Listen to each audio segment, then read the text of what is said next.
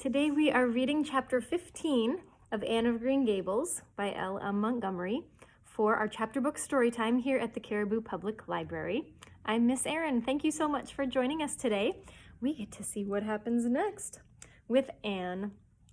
All right, so chapter 15 is called A Tempest in the School Teapot. What a splendid day, said Anne, drawing a long breath. Isn't it good just to be alive on a day like this? I pity the people who aren't born yet for missing it. They may have good days, of course, but they can never have this one. And it's splendider still to have such a lovely way to go to school by, isn't it? It's a lot nicer than going around by the road that is so dusty and hot, said Diana practically, peeping into her dinner basket and mentally calculating if the 3 juicy, toothsome raspberry tarts reposing there were divided among 10 girls, how many bites each girl would have. The little girls of Avonlea School always pooled their lunches, and to eat 3 raspberry tarts all alone, or even to share them only with one's best chum, would have forever and ever been branded as awful mean, the girl who did it. And yet, when the tarts were divided among 10 girls, you just got enough to tantalize you. The way Anne and Diana went to school was a pretty one. Anne thought those walks to and from school with Diana couldn't be improved upon even by imagination. Going around by the main road would have been so unromantic, but to go by Lover's Lane and Willowmere and Violet Vale and the Birch Path was romantic, if ever anything was. Lover's Lane opened out below the orchard at Green Gables and stretched far up into the woods to the end of the Cuthbert farm. It was the way by which the cows were taken to the back pasture and the wood hauled home in winter.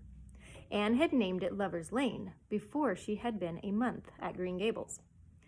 Not that lovers ever really walk there, she explained to Marilla, but Diana and I are reading a perfectly magnificent book, and there's a Lover's Lane in it, so we want to have one too.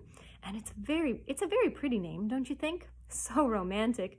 We can imagine the lovers into it, you know. I like that lane because you can think out loud there without people calling you crazy. Anne, starting out alone in the morning, went down Lover's Lane as far as the brook. Here Diana met her, and the 2 little girls went on up the lane under the leafy arch of maples. Maples are such sociable trees, said Anne. They're always rustling and whispering to you, until they came to a rustic bridge. When they left the lane and walked through Mr. Barry's back field, then they left the lane and walked through Mr. Barry's back field and passed Willowmere. Beyond Willowmere came Violet Vale, a little green dimple in the shadow of Mr. Andrew Bell's big woods. Of course, there are no violets there now, Anne told Marilla, but Diana says there are millions of them in the spring. Oh, Marilla, can't you just imagine you see them? It actually takes my breath away. I named it Violet Vale. Diana says she never saw the beat of me for hitting it on fancy names for places. It's nice to be clever at something, isn't it? But Diana named the Birch Path. She wanted to, so I let her. But I'm sure I could have found something more poetical than plain Birch Path. Anybody can think of a name like that, but the Birch Path is one of the prettiest places in the whole world, Marilla. It was. Other people besides Anne thought so when they stumbled on it. It was a little narrow, twisting path, winding down over the long hill straight through Mr. Bell's woods, where the light came down, sifted through so many emerald screens that it was as flawless as the heart of a diamond. It was fringed in all its length with slim young birches, white-stemmed and lissom-bowed, ferns and star-flowers, and wild lilies of the valley, and scarlet tufts of pigeon berries grew thickly along it. And always there was a delightful spiciness in the air, and music of bird calls, and the murmur and laugh of wood winds in the trees overhead. Now and then you might see a rabbit skipping across the road if you were quiet, which, with Anne and Diana, happened about once in a blue moon. Down in the valley the path came out to the main road, and then it was just up the spruce hill to the school.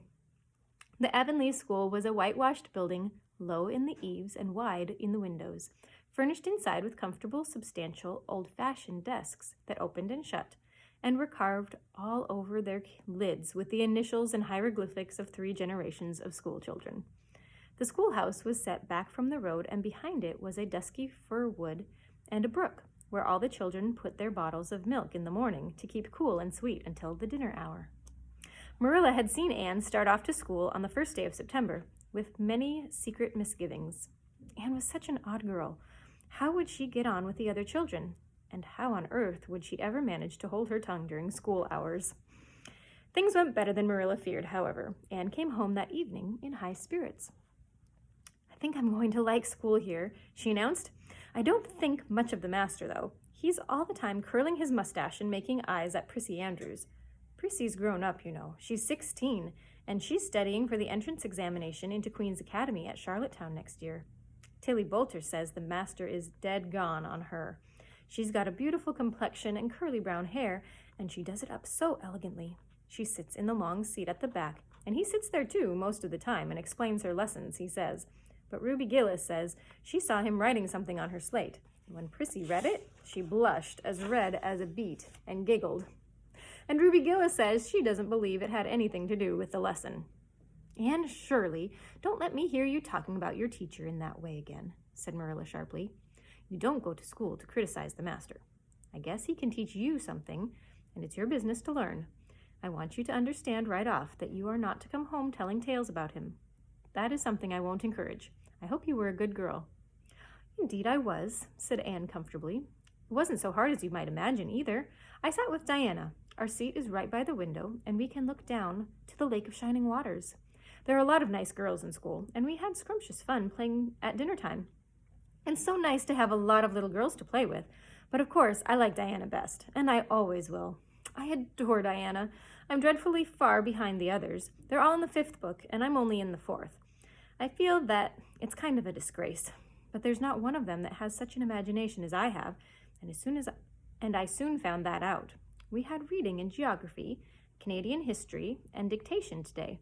Mr. Phillips said my spelling was disgraceful, and that he held up my slate so that everybody could see it, all marked over. I felt so mortified, Marilla. He might have been politer to a stranger, I think. Ruby Gillis gave me an apple, and Sophia Sloane lent me a lovely pink card with, "May I see you home?" on it. I'm to give it back to her tomorrow. And Tilly Boulter let me wear her bead ring all the afternoon. Can I have some of those pearl beads off the old pincushion in the garret to make myself a ring? Oh, Marilla, Jane Andrews told me that Minnie McPherson told her that she heard Prissy Andrews tell Sarah Gillis that I had a very pretty nose. Marilla, that is the first compliment I have ever had in my life, and you can't imagine what a strange feeling it gave me. Marilla, have I a pretty nose? I know you'll tell me the truth. Your nose is well enough, said Marilla shortly. Secretly, she thought Anne's nose was a remarkably pretty one, but she had no intention of telling her so. That was 3 weeks ago, and all had gone smoothly so far. And now, this crisp September morning, Anne and Diana were tripping blithely down the birch path, 2 of the happiest little girls in Avonlea. I guess Gilbert Blythe will be in school today, said Diana. He's been visiting his cousins over in New Brunswick all summer, and he only came home Saturday night. He's awfully handsome, Anne, and he teases the girls something terrible. He just torments our lives out. Diana's voice indicated that she'd rather liked having her life tormented out than not. Gilbert Blythe, said Anne. Isn't it his name that's written up on the porch wall with Julia bells and a big "Take Notice" over them? Yes, said Diana, tossing her head, but I'm sure he doesn't like Julia Bell so very much. I've heard him say that he studied the multiplication table by her freckles. Oh, don't speak about freckles to me, implored Anne. It isn't delicate when I've got so many. But I do think that writing take notices up on the wall just about the boys and girls is the silliest thing ever. I should just like to see anybody dare to write my name up with a boy's. Not, of course, she hastened to add, that anybody would. Anne sighed. She didn't want her name written up, but it was a little humiliating to know that there was no danger of it. Nonsense, said Diana, whose black eyes and glossy tresses had played such havoc with the hearts of Avonlea schoolboys that her name figured on the porch walls in 6 take notices. It's only meant as a joke, and don't you be too sure that your name won't ever be written up. Charlie Sloane is dead gone on you. He told his mother, mind you, that you were the smartest girl in the school. That's better than being good-looking. No, it isn't, said Anne, feminine to the core. I'd rather be pretty than clever. And I hate Charlie Sloane. I can't bear a boy with Google eyes. If anyone wrote my name up with his, I'd never get over it. Diana Barry, it is nice to keep head of your class. You'll have Gilbert in your class after this, said Diana, and he's used to being head in his class, I can tell you. He's only in the 4th book, although he's nearly 14. 4 years ago, his father was sick and had to go out to Alberta for his health, and Gilbert went with him. They were there 3 years, and Gil didn't go to school hardly any until he came back. You won't find it so easy to keep ahead after this, Anne. I'm glad, said Anne quickly. I couldn't really feel proud of keeping ahead of little boys and girls of just 9 or 10. I got up yesterday spelling ebullition. Josie Pye was head, and, mind you, she peeped in her book. Mr. Phillips didn't see her. He was looking at Prissy Andrews, but I did. I just swept her looking of freezing scorn, and she got as red as a beet and spelled it wrong after all. Those Pye girls are cheats all around, said Diana indignantly, as they climbed the fence of the main road. Gertie Pye actually went and put her milk bottle in my place in the brook yesterday. Did you ever? I don't speak to her now. When Mr. Phillips was in the back of the room hearing Prissy Andrews' Latin, Diana whispered to Anne, That's Gilbert Blythe, sitting right across the aisle from you, Anne. Just look at him and see if you don't think he's handsome. Anne looked accordingly.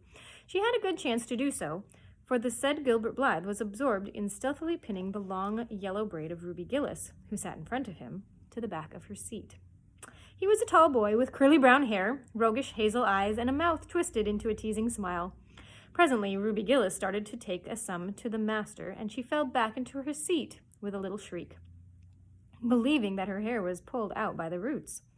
Everybody looked at her, and Mr. Phillips glared so sternly that Ruby began to cry.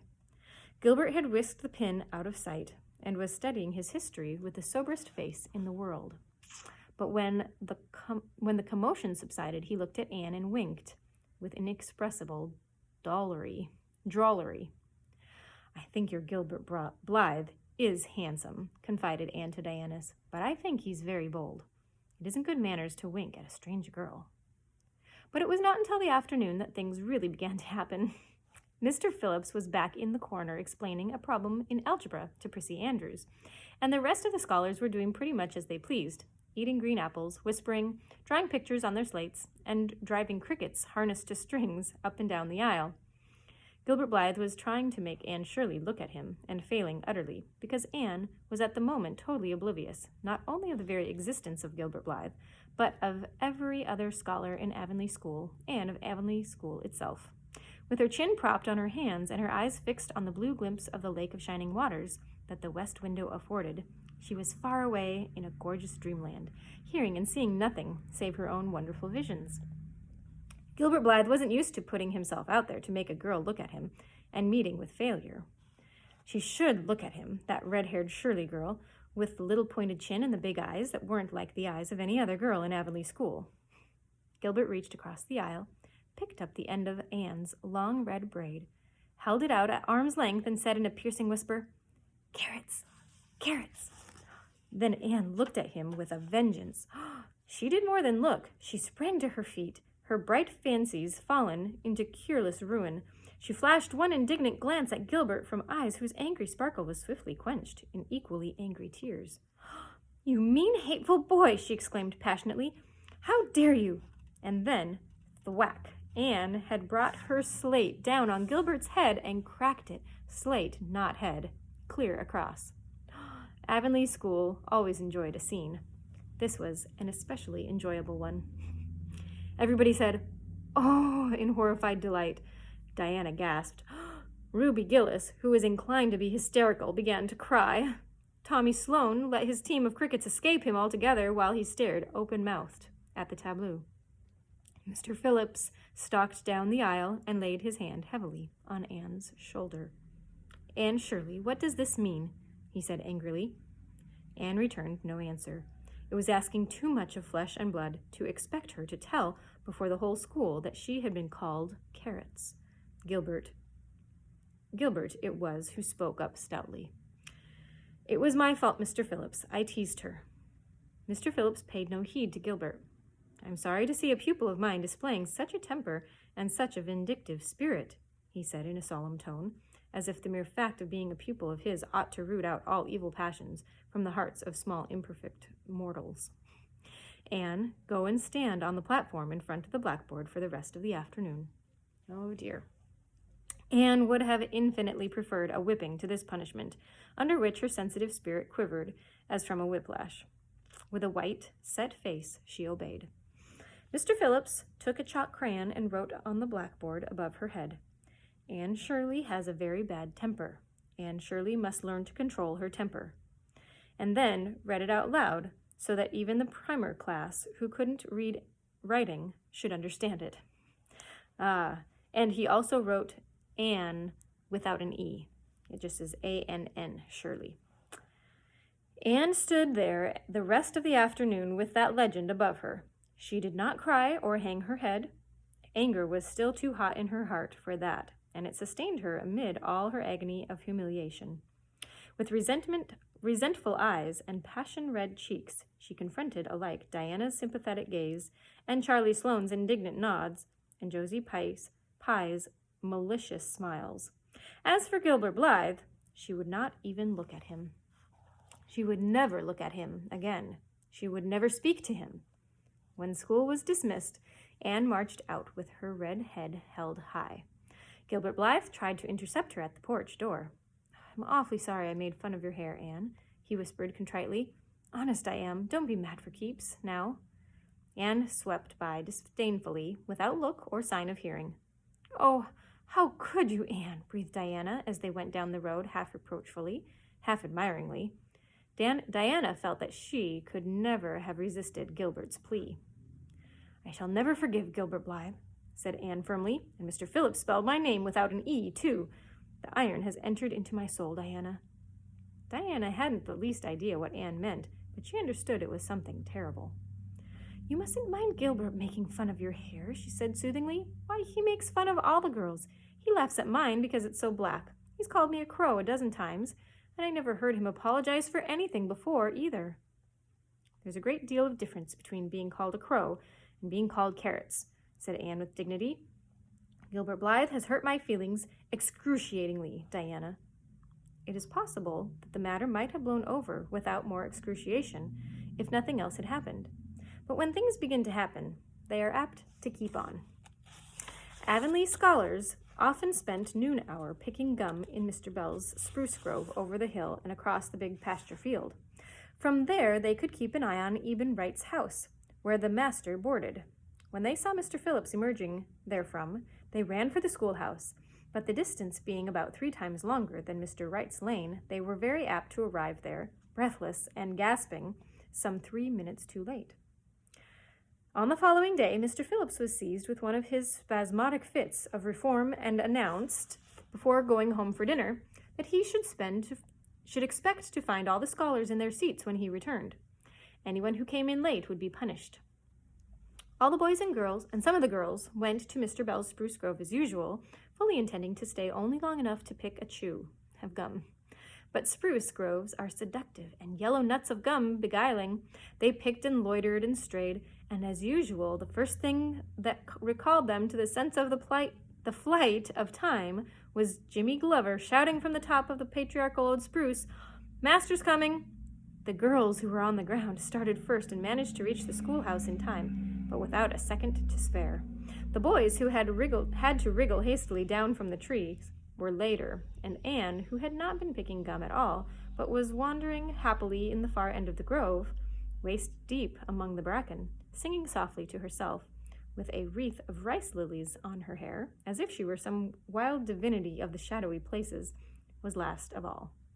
Anne could run like a deer, however. Run she did, with an impish result that she overtook the boys at the door and was swept into the schoolhouse among them just as Mr. Phillips was in the act of hanging up his hat. Mr. Phillips' brief reforming energy was over. He didn't want the bother of punishing a dozen pupils, but it was necessary to do something to save his word.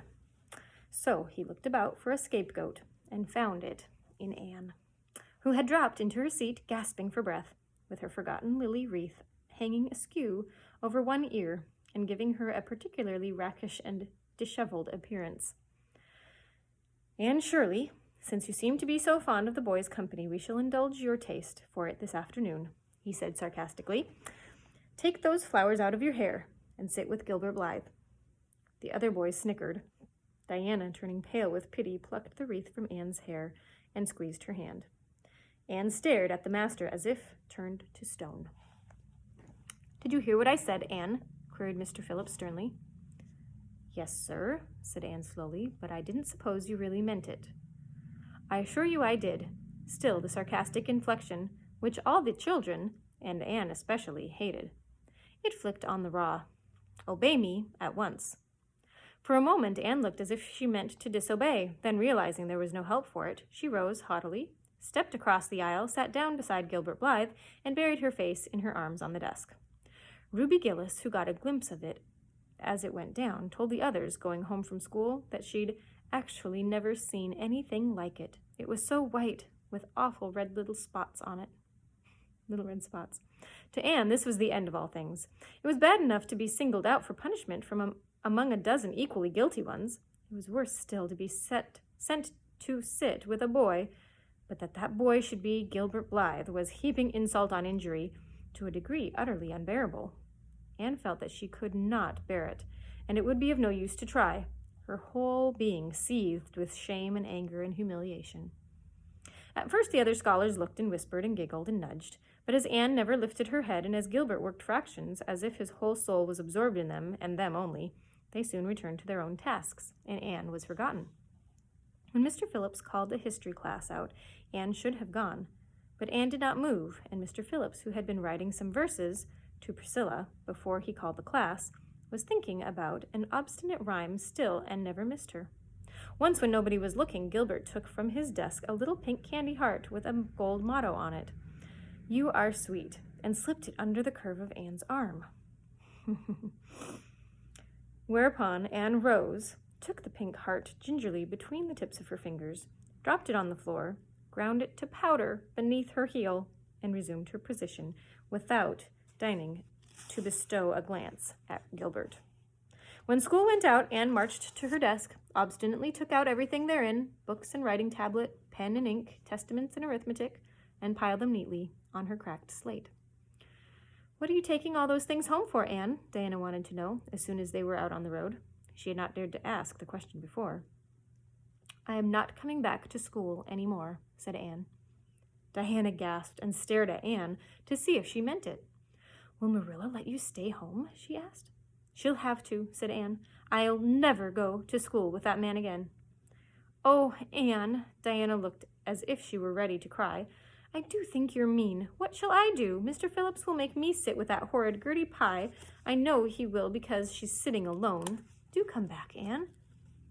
"I'd do almost anything in the world for you, Diana," said Anne sadly. "I'd let myself be torn limb from limb if it would do you any good. But I can't do this, so please don't ask it. You harrow up my very soul." "Just think of all the fun you will miss," mourned Diana. "We're going to build the loveliest new house down by the brook, and we'll be playing ball next week, and you've never played ball, Anne.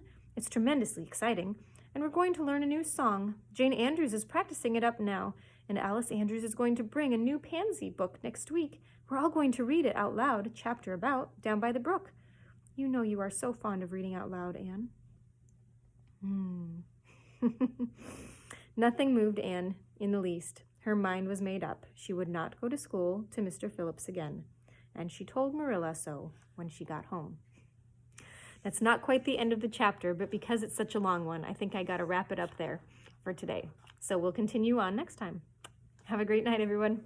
Bye for now.